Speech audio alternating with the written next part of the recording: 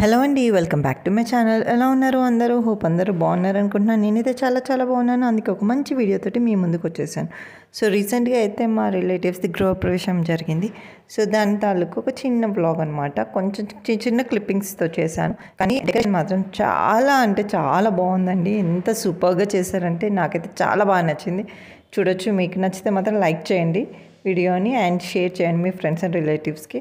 చూడొచ్చు, ఎవ్రీథింగ్ చాలా నీట్ ఫినిషింగ్గా, చాలా డీటెయిల్డ్గా అంత మంచిగా చూసారన్నమాట. ఇవి వచ్చేసి కలికుండలు. అదే గృహప్రవేశంకి వెళ్ళేటప్పుడు కలికుండలు ఎత్తుకుంటాం కదా, మీ దాంట్లో ఏమంటారో తెలియదు. మామూలుగా మేమైతే కలికుండలు అంటామన్నమాట. దాంట్లో కొన్ని వాటర్ బియ్యం వేసి తీసుకెళ్తాము. అలాగే ఇది వచ్చేసి ఇంటి కళ్యాణం అనేసి అమ్మవారికి స్వామివారికి పెళ్లి చేస్తారు. సో ఆ తంతు అనమాట. అండ్ ఇది వచ్చేసి వాస్తు పూజ. గృహప్రవేశానికి ఖచ్చితంగా వాస్తు పూజ అనేది చేస్తారు కదా. సో ఇది వాస్తు పూజ సెక్షన్.